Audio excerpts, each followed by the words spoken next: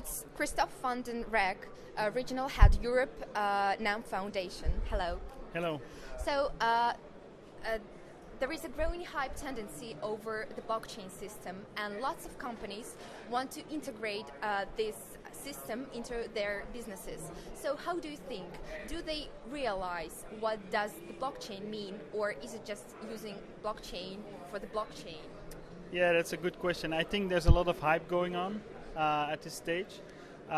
In all honesty, I think there's a lot of enterprises that are still trying to understand what the exact value proposition is for their business.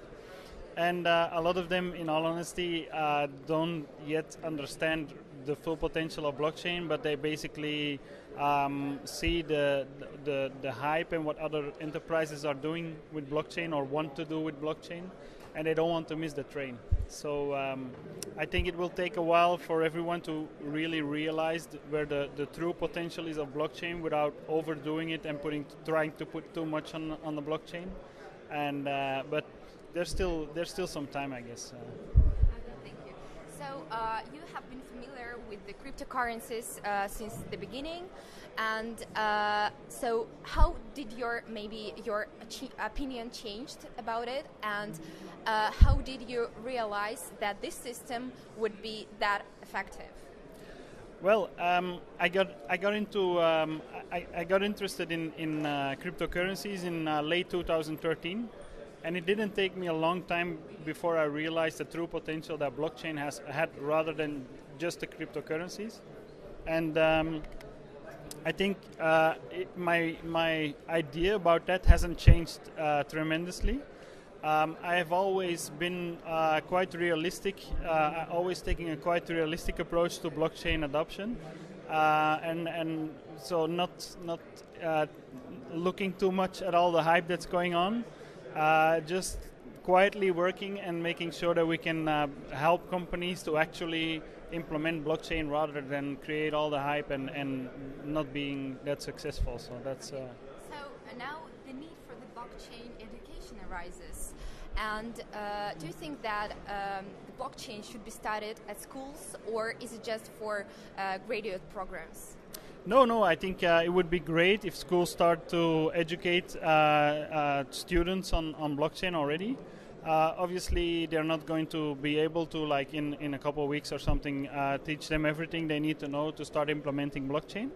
But at the same time, I think a lot of people need a lot of time, or at least some time, to let the concept of blockchain crystallize, and before they really see clearly what the potential is.